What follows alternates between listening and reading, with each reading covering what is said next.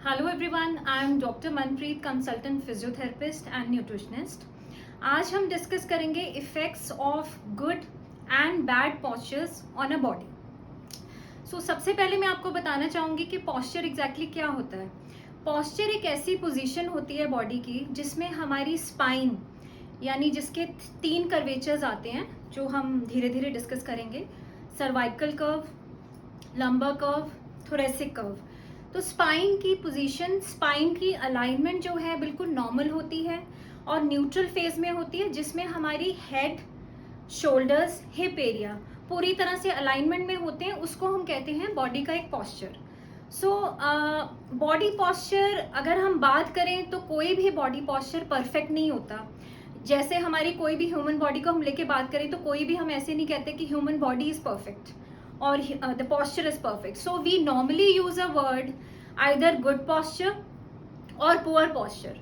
तो good posture से अगर मैं शुरुआत करूंगी तो आपको थोड़ा सा ब्रीफ करना चाहूंगी कि हम लोगों की जो स्पाइन होती है वो कभी भी स्ट्रेट नहीं होती है। हमारा जो कर्वेचर होता है वो एस शेप में होता है। सो थोड़ा सा आपको एक ब्रीफ करना चाहूंगी। जैसे सर्वाइकल कर्व है और थोरेसिक कर्व है, लंबर कर्व है। तो अगर कर्वेचर के बारे में बात करें तो जो हमारी स्पाइन में एक नॉर्मल लॉर्डोसिस होता है और नॉर्मल काइफोसिस होता है। सो इसी तरह से हम एस शेप फॉर्म करते हैं स्पाइन का। और फिर इसकी एस शेप कर्व की अगर हम इम्पोर्टेंस के बारे में बात करें तो बहुत ज़्यादा है। जैसे कुछ लोगों को ये चीज़ें क्लियर नहीं होती। जैसे मेरे क्लिनिक में नॉर्मली पेशेंट्स आते हैं with back pain, neck pain या कई तरह की मसल इंजरीज के साथ, तो उनके अंदर थोड़ी सी ऐसी होती है कि डिस्क लेवल पे या इम्पिंचमेंट लेवल पे ज़्यादा प्रॉब्लम्स नहीं होती, पॉस्चर रिलेटेड प्रॉब्लम ज़्यादा होती है। तो आई थिंक यही एक रीज़न है कि मैं आप लोगों को थोड़ा शेयर करना चाहूँगी और बताना चाहूँगी कि हमारी लाइफ में डेली बेस पे पॉस्चर की बहुत ज़्यादा इम्पोर्टेंस है। तो हमें थोड़ा सा ये पता होना चाहिए कि हमारी जो स्पाइन है उसके अंदर इंटरवर्टिब्रल डिस्क होती हैं, यानी वर्टिब्रास होते हैं, और वर्टिब्रास के अंदर डिस्क होती है। और वो डिस्क जो है वो एक तरह से हमारी स्पाइन के अंदर शॉक एब्जॉर्बर का काम करती है। सो वो शॉक एब्जॉर्बर के लिए उस कर्वेचर का, जिसको मैं कह रही हूँ एस शेप कर्वेचर, उसको ठीक होना, उसको नॉर्मल अलाइनमेंट में होना बहुत ज़्यादा ज़रूरी है। सो जिन लोगों में ये एस शेप का कर्वेचर पूरी तरह से रहता है तो हम उसको नॉर्मली कहते हैं कि this person has a proper posture और अ गुड पॉस्चर। तो हम धीरे धीरे करके अभी मैं ब्रीफ करती जाऊंगी आपको तो कौन से हमारे पॉस्चर्स होते हैं बॉडी में। जैसे ये आप देख सकते हैं, ये this is a posture, this is not a good posture, but इसको हम कहते हैं स्वे बैक। स्वे बैक में क्या होता है, यहाँ पे हिप जॉइंट है और यहाँ पे पेल्विस है। ये थोड़ा सा हमारी मिड लाइन जो वर्टिकल लाइन होती है वो थोड़ा सा आगे की तरफ टिल्ट हो जाता है। ये आगे टिल्ट होने की वजह से हमारे जो बैक मसल्स हैं और नेक मसल्स हैं, शोल्डर मसल्स हैं, इन पे ज़्यादातर स्ट्रेन रहेगा। और ये स्वे बैक पॉस्चर ज़्यादातर उन पेशेंट्स में होता है या उन लोगों में होता है जो बहुत ज़्यादा सिटिंग करते हैं, जिनकी घंटों सिटिंग आवर्स हैं। और सिटिंग की पोजीशन भी गलत होती है, जैसे क्रॉस लेग सिटिंग है या 4-4, 5-5 घंटे बैठे रहना। और इसके बॉडी पे बहुत ज़्यादा नेगेटिव इफेक्ट्स हैं इस तरह के पॉस्चर के। सेकंड है, आप देख सकते हैं, इसको हम कहते हैं लंबर लॉर्डोसिस या फ्लैट बैक। इसमें क्या होता है, हमारी लंबर स्पाइन में जैसे मैंने बताया एस शेप कर्व है, तो लंबर के अंदर एक लॉर्डोसिस होता है। सो ये लॉर्डोटिक कर्व यहाँ पे फ्लैट हो जाता है। सो उसकी फ्लैटनिंग से क्या होता है कि यहाँ के जो मसल्स हैं स्पाइन के वो एक तरह से टाइट रहेंगे, खिंचे रहेंगे, उसमें बहुत ज़्यादा इम्पिंचमेंट होगी नर्व्स पे और पेशेंट को ज़्यादा देर चलने में, खड़े रहने में प्रॉब्लम आएगी। और ये लंबर लॉर्डोसिस या फ्लैट बैक ज़्यादातर जो एज्ड पेशेंट्स हैं उनमें पाया जाता है। किसी की स्पाइन सर्जरी हो, डीजनरेटिव चेंजेस हो, या एनकलाइजिंग स्पॉन्डिलाइटिस जो एक बीमारी होती है कुछ पेशेंट्स को यंग एज में भी, तो उनमें भी ये कॉमन है। इसके साथ साथ थर्ड है थोरेसिक काइफोसिस। ये ज़्यादातर एज्ड पेशेंट्स में है। ये एरो आप देख सकते हैं यहाँ पे। तो यहाँ पे जो थोरेसिक स्पाइन है यानी थोरेसिक काइफोसिस, थोड़ा सा ये कर्व बढ़ जाता है, यानी इंक्रीज हो जाता है बाहर की तरफ, तो इसको थोरेसिक काइफोसिस कहते हैं। इसमें शोल्डर्स राउंड हो जाएंगे और लंग की कैपेसिटी वीक होगी और साथ में बैक के मसल सारे वीक हो जाएंगे। ये ज़्यादातर उन पेशेंट्स में कॉमन है जो ओल्ड एज पेशेंट्स हैं या जिनका due to certain circumstances spine ज़्यादा डिजनरेट हो जाती है अर्ली एजेस में। सो ये एक तरह से बहुत ख़राब पॉस्चर है बॉडी का, जो सिर्फ स्पाइन को नहीं अफेक्ट करता, उसके साथ साथ एब्डोमिनल मसल्स को, चेस्ट को और नेक मसल्स को, ट्रिपीजियस को, सारे मसल्स को अफेक्ट करता है। अब नेक्स्ट है forward head posture. Forward head posture एक ऐसा पॉस्चर होता है, जैसे आप यहाँ पे देख रहे हैं एरो, तो इसमें क्या है कि सर्वाइकल स्पाइन जो है वो थोड़ी सी आगे की तरफ टिल्ट हो जाती है, यानी हेड और ईयर पोर्शन, हमारी एक मिड लाइन होती है, तो हेड एंड ईयर थोड़ा सा फॉरवर्ड टिल्ट होता है then the mid vertical line of the body. उससे क्या है कि हमारे नेक के जो मसल्स हैं, जहाँ पे एरो है आप देख पा रहे हैं, उसमें ज़्यादातर प्रॉब्लम्स आएंगी, नेक पेन, नेक स्टिफनेस, नेक टाइटनेस, हेडेक, माइग्रेन, तो इस तरह की प्रॉब्लम्स आनी शुरू हो जाती है। तो ये भी एक बहुत तरह का फॉरवर्ड हेड पॉस्चर इसको कहते हैं। और जो लोग बहुत घंटों तक लैपटॉप यूज़ करते हैं, मोबाइल यूज़ करते हैं या लगातार एक ही पोजीशन में फॉरवर्ड बेंडिंग का काम करते हैं, तो उन लोगों में ये बहुत ज़्यादा प्रॉब्लम, इस तरह का पॉस्चर पाया जाता है। और लास्ट में इसको हम कहते हैं गुड पॉस्चर। ये गुड पॉस्चर है। अब इसमें ध्यान से आप देखेंगे जो स्पाइन का कर्वेचर है वो पूरी तरह से न्यूट्रल अलाइन किया गया है। तो इसमें जो एल्बोज हैं, हेड पोर्शन है, शोल्डर्स हैं और हील है, पूरी तरह से सिमेट्रिकल है और स्पाइन एक पूरे न्यूट्रल फेज में आ जाती है। और स्पाइन का पूरा न्यूट्रल फेज होने से किसी भी मसल्स पे, लिगामेंट्स पे, जॉइंट्स पे किसी तरह का भी प्रेशर नहीं पड़ता। और इससे थोड़ा सा क्या है कि एक पेशेंट की जो पर्सन की या पेशेंट की जो हेल्थ है वो अच्छी रहती है। अब थोड़ा सा इससे ऊपर हम देखेंगे, ये आप देखेंगे जैसे मैंने mid line, vertical mid line of the body के बारे में बताया है।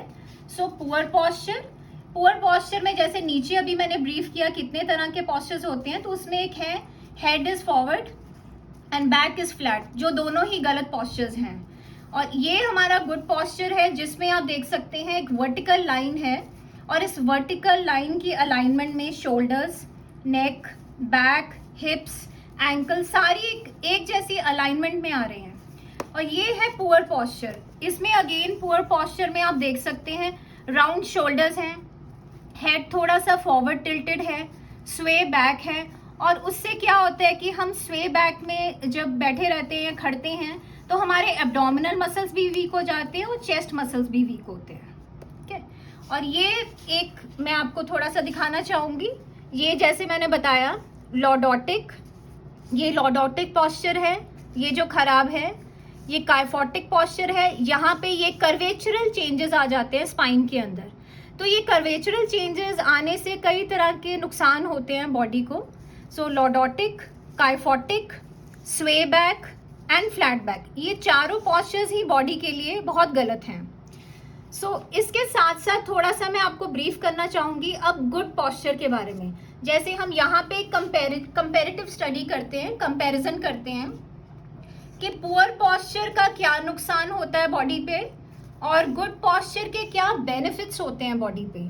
सो अगर पुअर पॉस्चर को देखें तो आप देख सकते हैं स्पाइन में, सो फील शॉर्टर लगता है इंसान हाइट में, हेड फॉरवर्ड टिल्टेड है, शोल्डर्स राउंडेड होंगे जिससे चेस्ट की एक्सपेंशन नहीं होती और नेक में या थोरेसिक एरिया में ज़्यादातर शिकायत रहती है स्टिफनेस की, टाइटनेस की, पेन की और माइग्रेन की शिकायत भी बहुत ज़्यादा होती है पुअर पॉस्चर वालों को। हेडेक है, माइग्रेन है, स्वे बैक है और ज़्यादातर इन लोगों का डाइजेशन वीक होता है क्योंकि एब्डोमिनल मसल्स काफ़ी हद तक ऐसे पॉस्चर वालों के, पुअर पॉस्चर वालों के वीक हो जाते हैं। और बैक और नेक पेन सबसे ज़्यादा कॉमन है विद पुअर पॉस्चर। अब क्या फ़ायदे हैं गुड पॉस्चर के? सबसे पहले हमारा कॉन्फिडेंस लेवल बहुत ज़्यादा इंक्रीज होता है विद गुड पॉस्चर, क्योंकि आप इसमें देख सकते हैं कितनी सिमेट्री है स्पाइन में। जैसे मैंने बताया कि एस शेप स्पाइन होती है, तो उसमें ये कर्वेचर है एस शेप। तो cervical curve, thoracic curve and lumbar curve, ये कर्वेचर पूरी तरह से सिमेट्री में है।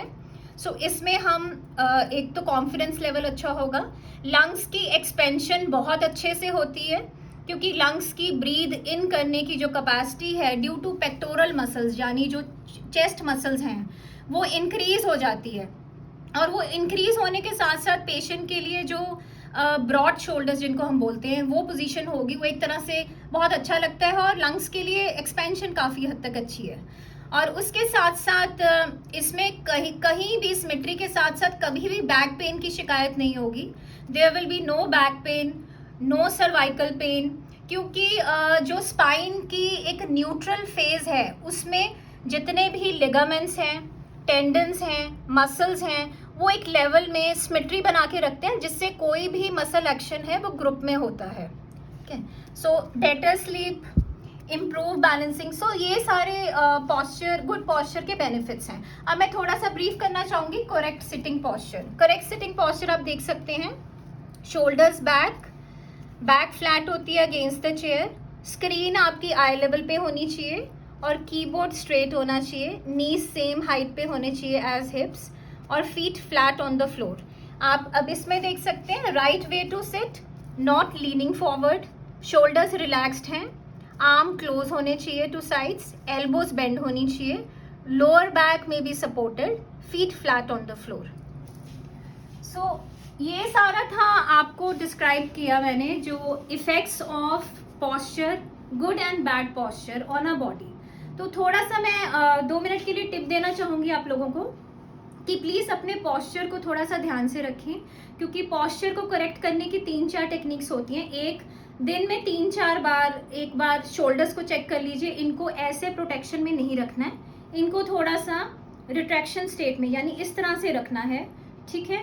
और साथ साथ थोड़ा हो सकता है तो जैसे कॉन्टिन्यूसली हम लैपटॉप पे वर्क के हिसाब से काम करते हैं तो बीच बीच में शोल्डर्स को चेक करते रहें, स्पाइन आपकी सपोर्टेड रहे, चेयर की पोजीशन, टेबल की पोजीशन कंफर्टेबल होनी चाहिए और सपोर्टेड सिटिंग में बैठना है।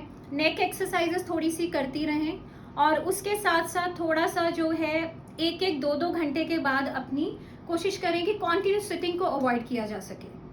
और लास्ट में अपना पॉस्चर चेक करने के लिए स्टैंड अगेंस्ट द वॉल, तो आपके अगर 4 लेवल्स वॉल के साथ टच होते हैं दैट मीन्स आप एक करेक्ट पॉस्चर में खड़े हैं।